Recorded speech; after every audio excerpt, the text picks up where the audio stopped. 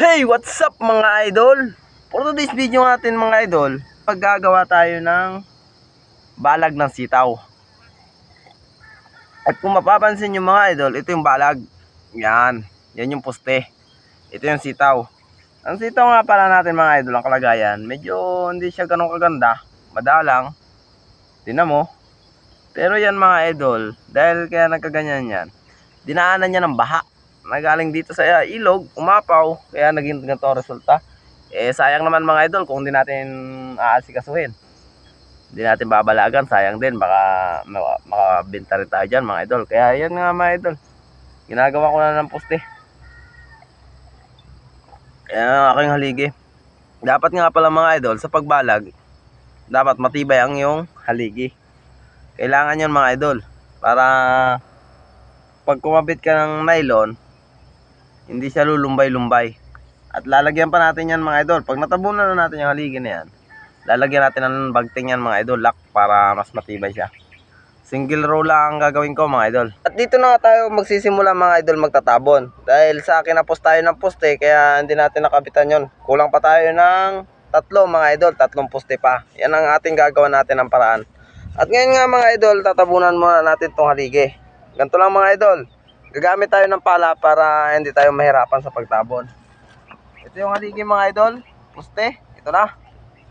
At tatabunan natin.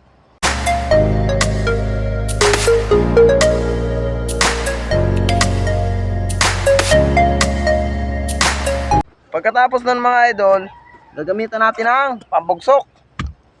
Ito yung pambugsok para mas masiksik, liglig ang ating haligi, para hindi tayo maguga mga idol. Ito ang hukay natin mga idol, hanggang tuhod. Mga ganyan idol, yan lalim hanggang tuhod. Yan, kailangan natin budyokin mga idol.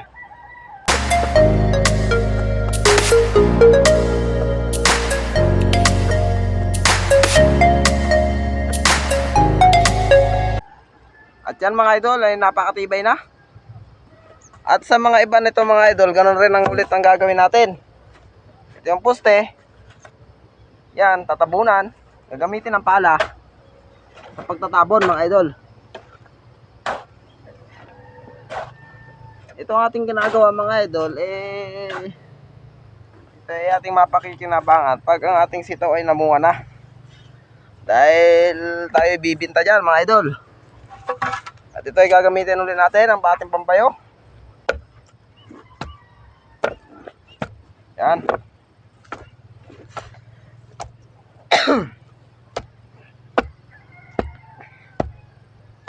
Para maging siksik siya.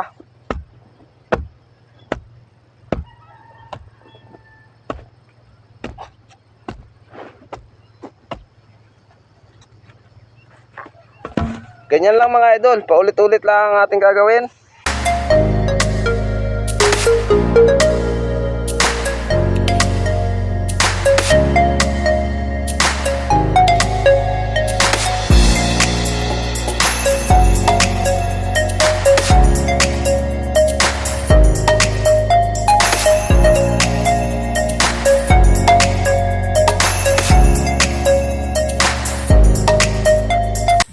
At ngayon nga idol, dahil sa kinapos tayo ng poste, hahanap tayo dito sa may dulo.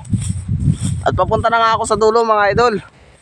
At dahil kukuha ko ng poste, tatlong poste ang kailangan natin mga idol, tatlong poste. At yun ang ating hahanapin. At dahil kung saan tayo makakita, yun ay bala na. At yan idol, hahanap tayo ng poste.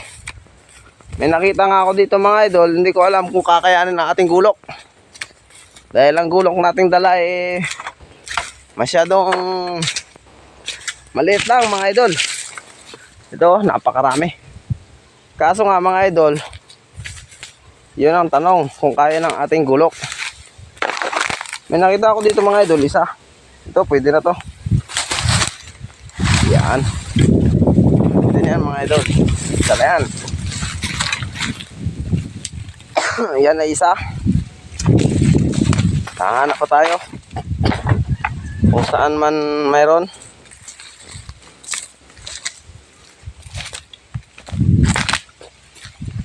yan nga idol, dala na natin yung pamuste. Tatlo yan mga idol. Hindi ko na nakita kung paano ang pagputol dahil sa wala akong lagayan ng cellphone. Kaya ito nakuha ko na. Ito mga dating putol na, kinuha ko na lang. Kunting tabas-tabas lang mga idol.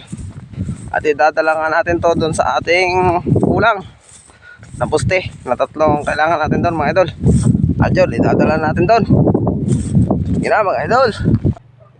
Ngayon idol, nakuha na natin yung tatlong poste. Ilalagay na natin dito sa butas. At yan, ilalagay natin sa butas at nang matabunan na. Yan. Ganyan lang siya mga idol. Ganyan klase lang. Ito yung poste na kinuha doon.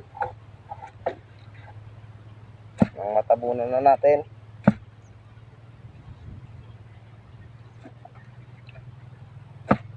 Yan mga idol, okay na yan.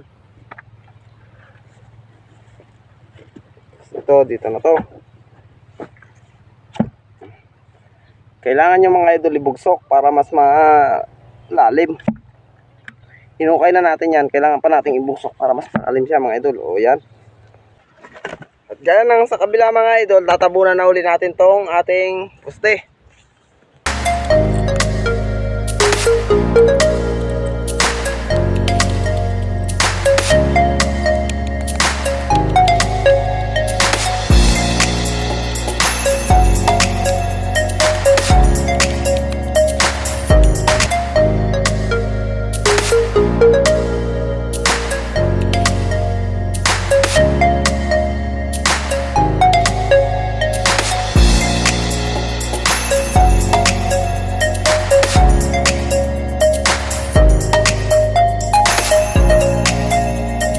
At yun na nga mga idol, natapos na natin ang paghahaligi.